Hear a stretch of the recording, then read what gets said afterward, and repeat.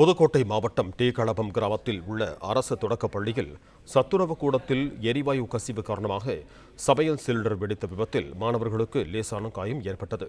இதுகுறித்து கூடுதல் விவரங்களோடு இணைகிறார் எமது செய்தியாளர் மனோகரன். வணக்கம் மனோகரன், உங்களிடம் இருக்கும் தகவல்கள் பகிர்ந்து கொள்ளுங்க.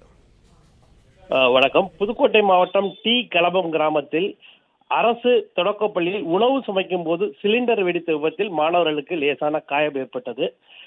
புதுக்கோட்டை மாவட்டம் டி களபத்தில் தொடக்கப்பள்ளி அரசு தொடக்கப்பள்ளி செயல்பட்டு வருகிறது. இங்கு புதிய கட்டிடம் கட்டி வருவதால் அருகில் உள்ள ஆண்டிக்கோன்பட்டியில் இந்த தொடக்கப்பள்ளியானது நூலக கட்டிடத்தில் தற்காலிகமாக செயல்பட்டு வருகிறது.